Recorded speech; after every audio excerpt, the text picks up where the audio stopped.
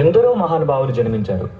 అందులో భీమ్రావ్ రామ్జీ అంబేద్కర్ గారు 14 ఏప్రిల్ 1891లో జన్మించారు. ఆ వ్యక్తి ఎన్నో మార్పులు, ఇంకెన్నెన్నో ఆశయాలతో తన జీవితాన్ని మనకు అంకితం చేశారు. అలాంటి గొప్ప మనిషి కథ మన అందరి కోసం.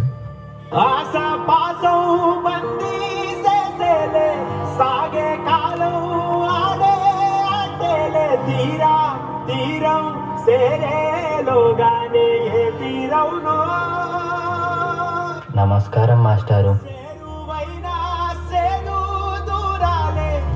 పిల్లలు, ఈ ప్రశ్నకి మీలో ఎవరు సమాధానం ఇస్తారు? నేను చెప్తాను మాస్టారు. భీమ్రావ్, ఆగిపో. నువ్వు ఆ బల్లాన్ని తాకితే దాని వెనకాల ఉన్న మా భోజనం మైలైపోతుంది. నువ్వు కూర్చో. నువ్వు వెళ్ళి రాయి భీమరావు.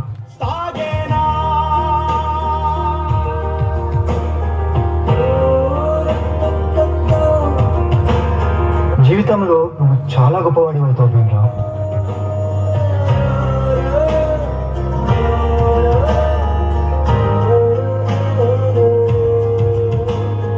నీ వల్ల మా భోజనం మైలైపోయింది. ఇది కూడా నువ్వే తిను.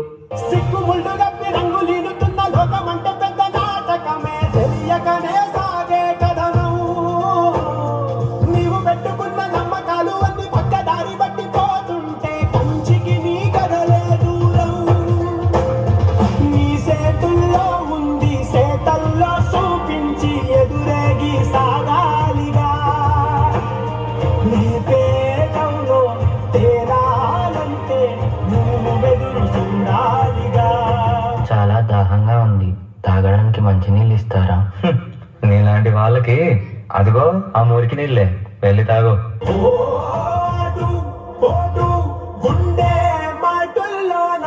మనుషుల్ని మనుషుల్లా చూడండి, పశువుల్లా కాదు.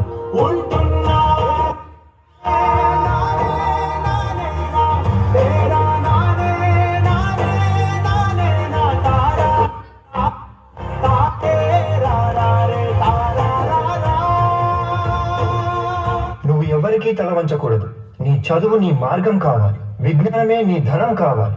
నీ వాళ్ళ కోసం నువ్వు ఒక దీపంలా నిలవాలి.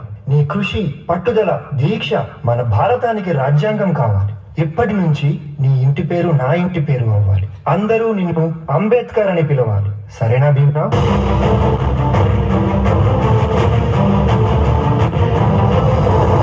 ఎంతమంది తనని తక్కువగా చూసినా చదివే లోకంగా మార్చుకొని మెట్రిక్ సాధించాడు. అదే సమయంలో పెద్దలు తన పెళ్లి కూడా చేశారు.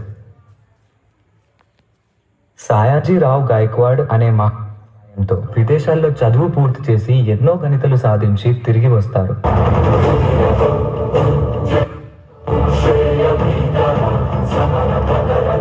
బాబా, ఇన్ని సంవత్సరాలు గడిచినా ఈ ప్రజలు మారలేదు, మా బ్రతుకులు మారలేదు. ఎలాగైనా మా తలరాత్రులు మార్చే దేవుడివి నువ్వే కావాలి బాబా.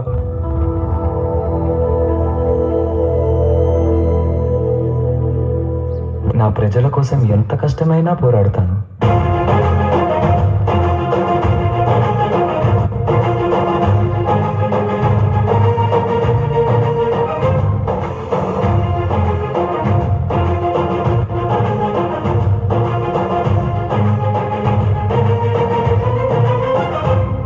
భారత రాజ్యాంగం యొక్క మూసాయుధ కమిటీ అధ్యక్షుడిగా మిమ్మల్ని ఎన్నుకోవడం మాకు చాలా సంతోషంగా ఉంది.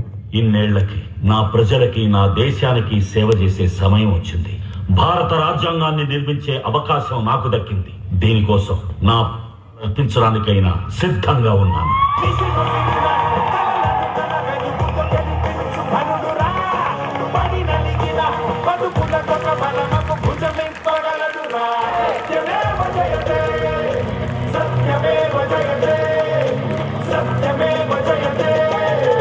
అంబేద్కర్ ని ఒక ప్రాంతానికో, ఒక కులానికో, ఒక మతానికో పరిమితం చేయలేము. ఎందుకంటే ప్రతి భారతీయుడి గుండెపై చెరగని ముద్ర వేసిన మహనీయుడు ఆయన. అందరి కలలు కన్నది ఆయన కలం. బడుగుల కోసం ధ్వనించింది ఆయన గళం. భారతదేశంలో రాజ్య బతికే